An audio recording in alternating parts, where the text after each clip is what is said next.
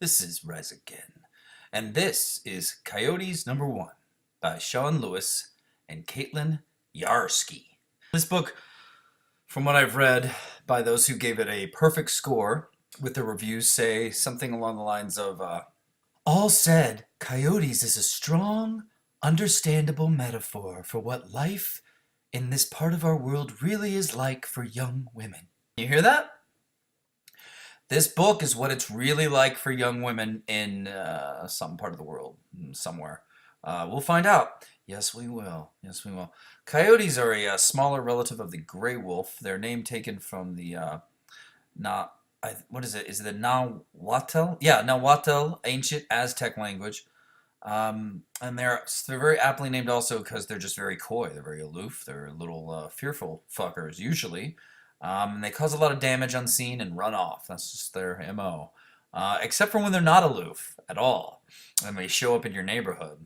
Oh, yeah, I mentioned we had coyote zombies invade Chicago once. Yeah, that was a thing. It's really just a coyote with mange.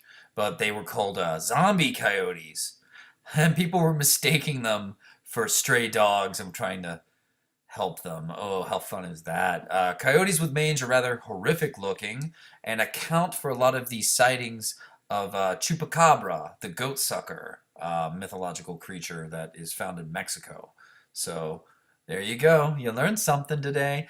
It says my channel isn't educational. The more you know. So, yeah, we've got cultural propabobo. We got real women's experience in zombie coyotes, and we haven't even opened the book yet. That's great. Are y'all ready? All right. Let's see how this stacks up. So a cop drives through what I can only assume is some Andy Warhol art installation. It's a town of pink crosses with white dresses hanging from them. And in front of them are some wide-eyed Village of the Damned looking dolls that look like something even McFarlane Toys would pass on putting out on account of it being too terrifying. What could it mean? What could it mean? What's it about? We're never told. No one says anything about this. I really hope that's not the running theme in this book. Please don't be. Please don't be one of those pseudo like Lynchian Feverdream books. Please. Please help me connect with the characters. Please. So we already have condescending narration with like a stupid font. You see this guy in the truck? Yeah. He's got no idea what he's in for. He's a transfer, new to the force. And this is the city of lost girls. Dun dun dun dun! And he opens the door to piles of corpses and a little girl that looks like a Day of the Dead Ninja Scroll and a pair of bicycle shorts all got together to make an angsty teen baby. I don't know what we're supposed to get from this. Did she kill them? Did she survive? She looks blank, almost like she's waiting for a bus or something. So Fight Club Edward Norton interrogates her, and he's trying to help her out. And this cop guy, he puts a hand on her shoulder, and he asks if they could start at the beginning. He wants to get to know her and figure out, what's going on and help her through this crisis, this trauma. So we flash back to her during better times. Better times and completely unhinged swearing. We don't know who's talking yet, but it says, nah, we can't do that, because wait, what? We can't do that because she's Jodie D. I don't know what that means. Don't pretend like you're exposing me to some great part of culture because you're going to put the word Jodido. Who gives a shit? And that shit is what the Duchess calls straight fucked up. I'm not kidding. I mean, I'm trying to read this. It sounds like a guy with a stroke on a street corner somewhere lost, just kind of cussing and muttering to himself. Thanks. Great writing. We go on to her one-eyed sidekick, and Latina Lady Snowblood says, I love, or she's the fuck, I can't even keep up this book so fucked up and stupid and so poorly conceived. It shouldn't even be published. Don't publish shit like this. Leave it to rot on the internet with like its 4 fans or whatever. I don't understand why Image does stuff like this now. They used to put out great shit by the best artists in the history of comics in a lot of ways. And now it's like, this shit. The fuck? She says, the little fucking cyclopean sidekick says, I love the Duchess curses. I love cursing. Fucker. It's the Duchess who's this like this narrator, and she curses all the time, and that's her thing. She looks like a Victorian cosplayer, and she gives advice to our main character, Anelia. Anelia is her name. Okay, just go with it. And apparently, the city of lost women is city of all women. So it's going to be a utopia. That's how they always present this shit. There's going to be no crime. Everyone's going to be happy. Um, everyone's going to be so content. It's just that they're not going to be able to open a jar of mayonnaise. That's all. I'm just kidding, ladies. I'm just kidding. But really, what's with SJWs and this shit?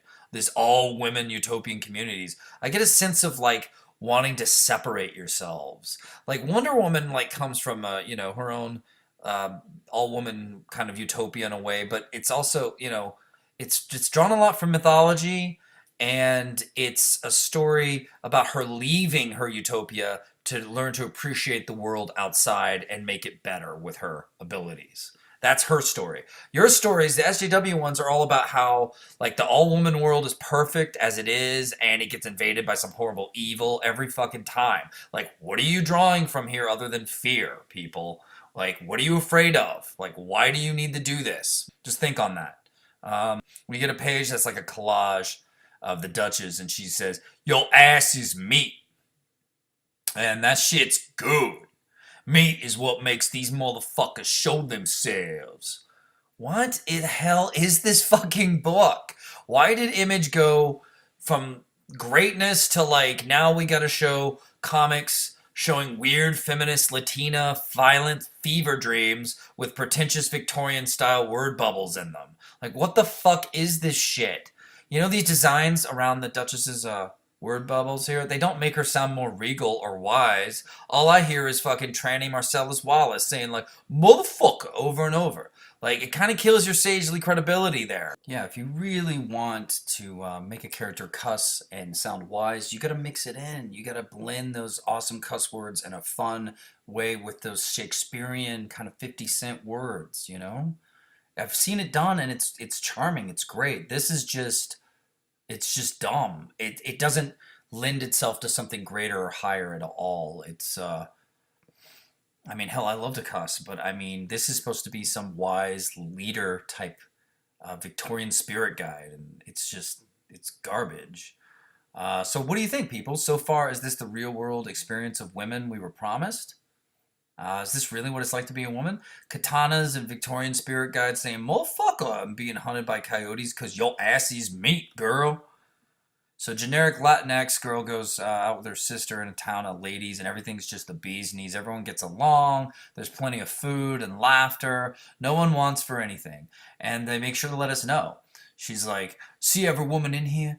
They're all leaving." I should do that. I should do the Spanish accent for this lady. "They aren't scared of what happens out there. They aren't scared of disappearing. Because once they have your fear, they own you. You gotta live, Anal, Leah. Come on. I want to hear you." I will. Hell yeah. Sotas for everyone. What the fuck is this nightmare of a book?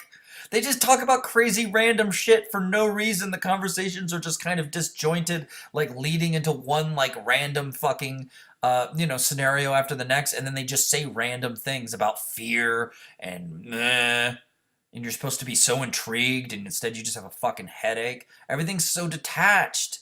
I'm not enjoying this. It's like an awkward, boring dream with quotes that like only SJWs on Twitter would consider wise, okay? That's what this book is. And then Big Sis tells little Dora the Explorer, "Sis, look at you, my little badass." Like, okay, SJWs want to feel badass at all times, okay? Because they aren't. They're very hurt and offended and sensitive and weak, and they're like little raw nerves everywhere they go. So they have these characters they create that are like called badasses at all times, and it helps them sell this like faux woman's empowerment shit they've been cramming down our throats at t-shirts at Target these days, playing in those new shitty Star Wars movies that no one's gonna watch years from now. It's fucking hollow as hell. The women were strong before you guys came along to stroke them all day. You aren't empowering women, you're just giving them delusions of grandeur. So they leave the soda burger bar, I guess, of laughing women, and almost instantly get attacked by a tidal wave of coyotes. Yes, and badass sister is taken down in about a second by what looks like coyotes with the ability of flight. So Dora says, "Mom, you gotta be badass." I don't know. What does this even mean? I don't. She runs home to her mama. She tries to barricade the doors, and she forgot her ass is meat. So the coyotes attack, and as they do, it says, "Donde está el negro?" Which means, "Where is the black?" I don't know what. Why it's. I don't know who's saying this. I don't know why it says this. I don't know why it says "Donde está el negro?"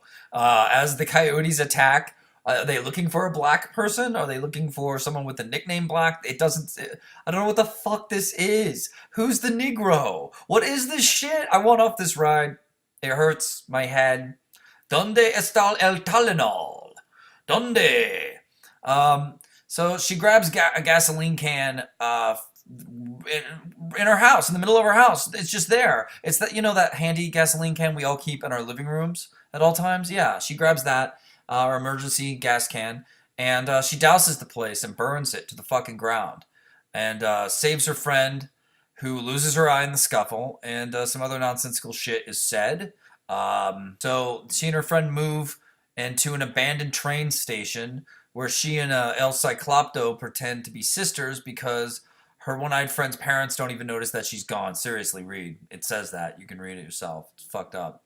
And goofy one-eyed sidekick's like, even the Duchess thinks you're a bad bitch. Okay. Is this supposed to make me think she's badass? Because, you should just show it. You should. We jump her right into training then, and they do show, I guess they show it. I don't know. I disagree. Maybe they don't. But they show her putting blood on her face, and she gets the new moniker of Red, because that's going to be what's dripping down your hands, girl. I mean, motherfucker. No moment vowing for revenge or tears for her mom or her sister or her lost home, nothing. No human depth, just she puts on face paint, and we see her playing with the katana while watching Seven Samurai and Japanese Chanbara films, which is sword fighting films in Japan. Really great genre of film. I highly recommend checking out. And she listens to doo-wop tapes and slice up tumbleweeds. That's what it says. Okay. Well, where did she get the sword? Where did she get the TV in the train station? Where did she get the electricity? And the tumbleweeds, I'll accept. Now, this story just meanders from one shitty thing to the next with little to no connection or transition. It's like this broken story that you can tell it was published based on the current trendiness of women of color being badasses. Am I right? Just walk into any pitch room meeting and say that. Tell them women of color being badasses, and they're lesbian too, all right? And they'll say, when can we get it? Well, sign us up. How much you want for it? Okay, that's the current trend we're in. I can't wait till it's fucking over. I can't wait. Because the sales are going to prove that no one gives a shit about this except fat chicks on Twitter who don't buy comics. Okay? No one gets a rush or this feeling of of admiration for this random fucking stroking off having little girl. I mean, shit, having a female character who's a badass is all well and good. Even if she is a little girl, but it's just such a poorly done character and story. So Dora the homeless explorer trains, and Duchess is like, your sister will be a proud motherfucker. Mm-hmm. Just combine cuss words with elegant words and you'll get something golden. Okay, I know that's hard to do. It takes a little time, maybe a little thesaurus work. Woohoo! But it's better than just calling everything a motherfucker the whole time, okay? You lazy ass. As Red's training continues, Duchess narrates further by letting us know just how good Red is with lines like, she's Dolly Parton with them arrows. Beyonce with the darts. And when you run, a fucking Iron Woman. Aww. I was hoping when she ran, it would be like, motherfucker, she Nicki Minaj when she running. Holy shit, bitch. Tyler Perry. As Nurkic would say. What is this shit, though?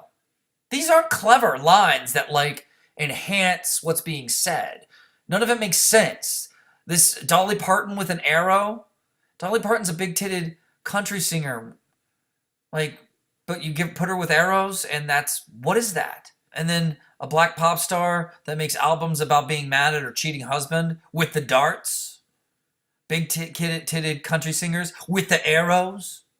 What the fuck is this shit? This person's had a few strokes. There's strokes involved. So, I mean, I'm even like Dolly Parton, and I'm like, I'm not going to go out and tell someone that oh man, you were really Dolly Parton on that skateboard. We still don't know why the Coyotes even hunt them or what they are. From what I can tell, I'm reading a low-rent werewolf story, and I'm guessing they hunt and kill humans exclusively, and that's the way they talk about them at least, and they seem like they're were-people of some kind. I wish it's still stupid. So we show yet another weird, boring celebration of brown women, all with their eyes closed and their heads tilted back, like we've seen like almost the entire fucking book. And what are they partying for? I guess is they're celebrating Red joining them to kill coyotes and becoming she's trained and ready for the war or whatever the fuck. I don't get why there's a town of all women. I don't get why they're having to fight these coyotes. I don't get why these coyotes are hunting them. None of the conflict is explained or given to you in a way that will let you appreciate the gravity or the horror of it at all. There's nothing in depth about this. It's not even flat. It's not even put together. It's just a very disjointed pile of shit. Either way, and the art, it looks like something I'd see at a museum, and the plaque next to it would remind me that it's good because it was made by like a woman of color to show women of color doing things and enjoying themselves, and it's very important because of that, and I would just not give a shit and walk away. It's just that type of art, where like you go, it's cultural, and you walk away and you don't give a shit, It looks like an SJW masquerade. It looks like that I definitely don't want to be at. It looks like it's just gross. And look at the vagina belly on this one. What the fuck even is that? What is that? And then after one panel of partying, we have them standing in the desert because that was it. There was a transition. This book is so disjointed. I feel like it's making my review disjointed. I feel fucking dizzy. I'm dizzy, people. Ugh, it hurts. Donde está el negro? What the fuck? Why is that in there? What the fuck is that? Is that supposed to be a metaphor for like white cops like breaking down doors and I don't know. Anyway, the Duchess says some bullshit that makes little sense and like usual it has some cuss words in there and that's it. They're just standing there and then when you turn the page, we're back at the start of the book. And they even say, which brings us back to the beginning, I suppose. Like, okay. It really, you don't have to go back to the beginning, but you haven't even been about doing any real transitions for anything so far. So why not? Here we are at the beginning. And we have Red in a van with a family being chased by a pack of the coyotes. And they wreck into a window of a house somehow. And the coyotes descend upon them. And Red kills them because she's a little badass, y'all. And takes one of their heads and holds it up. And it's more acid trip nonsense is tossed our way in the form of dialogue. This is mushroom stuff and like dialogue. I'm telling you, they need to interview this writer and be like, okay, where do you get your shit? Because this is interesting. And she holds up the coyote head and it says, the teeth, some mystical bling. Okay, first of all, those aren't mystical and they ain't bling. They're teeth. How much peyote did you take before writing this, Sean? Jesus.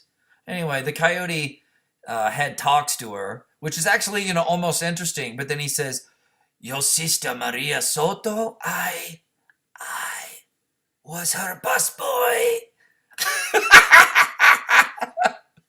Oh my God. Oh yes. Anyway, I don't know what it's supposed to be a hard-hitting moment, and he just goes, I was her busboy. Donde está el Tylenol? Oy, ay. And then we cut to Cop, who's been trying to help her since the beginning, and even the cops who are looking in on this interrogation, or not even interrogation, he's just questioning a witness. And the cops who are watching them, they don't even talk like real fucking human beings either. Look at this shit. He's like, she's had too much shock. And this guy goes, yeah, I had a cousin who saw a crime scene like that. Now he thinks he's a goddamn cat. We had to get him a milk dish. What? What in the shit is this? Who talks like this? What? Why does seeing a crime scene turn you into a cat that needs a milk dish? This book should not have been fucking published. This is a headache in pictorial form. Yeah. This is who the fuck writes like this? Oh, then it gets real exciting because her diversity squad of girly pals comes kicking down the door into the room in the middle of a police station like they own the fucking joint. And the lead singer from Fine Young Cannibals says, like, I think that will be enough. Yuki? He drives me crazy. And the cop very rightfully is just like, what the hell are you doing? And Amish lesbians all like, stopping the illegal questioning of a minor. Oh, okay. Law enforcement's trying to help this girl who is a witness in a horrific crime scene, and that's illegal? It's illegal to question her? Since when? And so what do? They've already kicked in a door of an interrogation room, and they're taking a girl away from the police custody. And so they do the natural thing, and they beat the shit out of him. These rando women just break into a police interrogation room, and they start beating the fuck out of this cop. And they take the kid away from a crime scene like it's nothing, because women be so badass, y'all. I don't even get these panels on this page, either. I feel like in this one panel of him, sitting with his mouth open, who's supposed to be saying something, but he's not. He's just like, And he's pinned to the table, bent over. Okay, we can see that he's bent over, and he's pinned by just some chick who probably doesn't have enough upper body strength to fucking like open a can of Coke on her own, and he's just like totally bitch pinned. And then the next panel is him standing up, because we see that this French Asian chick is driving a knee into his stomach in this panel. None of this makes sense. It's a mess. This is a mess. This is the type of shit that shouldn't even fly for an indie book. Okay. And he even says, he's like, I'm a police officer. You can't just do that. And Broadway lesbian tropes just like, you stop letting our bodies end up in ditches and we'll stop pissing on your badge. Good day. Because it's that whole SJW fantasy of like, they stick it to the cops and they just tell it like it is. What is in that whole like falsetto toughness that they pride themselves in so much, you know? They always think they're acting real tough, but like everyone really thinks they're just kind of little snarky, fearful bitches, like little children. And they make these outrageous claims and make demands that can't be satisfied, and then like snark away. Like, what is with this? They think weakness is strength. Okay? It's not strong to be like this. This isn't strength. Okay? If I were a cop, I would have shot him. They assaulted me. They took away my witness. I don't even know who they are. For all I know, they're just kidnapping her. They have zero authority to do any of this. And they come in and beat the shit out of me. I would have blown their fucking bitchy tits right off. I would have just been like, I'm shooting you. And Black Lives Matter can cry all they want, but you guys attacked me first, so what? In the middle of a police station, no less. Fucking idiots. What the hell is this book? It's an SJW fever dream, that's all. So anyway, the cop actually seems like a good guy. And more normal than anyone else in this fucking book. We end with some other cops calling him, and there's an ugly-ass beast in the desert, and they're like, oh, you're going to want to see this, and that's it. That's the end. It's supposed to hook you for the next book. I could give a shit. What about you? This book also ends with an extra short that is interesting because it shows us the cop's life a bit. It's actually fleshed out like he's a real character. He lost his family in a horrible accident, and the corrupt bastards who should be paying for it get away with it. It's like an entirely other book. Completely. It's better than what I just read. So, something to think about. Maybe try writing your book a little bit more grounded like that, instead of like I'm in some sort of fucking like Navajo sweat tent in the mountains, fucking drinking peyote, and fucking searching for my spirit animal or some shit. Anyway, that was Coyotes 1. So tell me, ladies, was it a metaphor for your real life experience? I really want to know. Is this how it is for women? Are you live in a world hunted down by coyote busboys, and you must train with your katana to doo-wop records to fend them off? Uh, Let me know. Drop me some comments, drop me a like, subscribe. Please subscribe and hit the bell so you know when my next trek through the awful happens. And thanks so much for watching. I really appreciate it. You guys have no idea. If you want me to roast anything, just let me know. Tell me what you want me to roast. I'll see if I can do it. And as always, guys, thanks to you. I appreciate it, and death to me.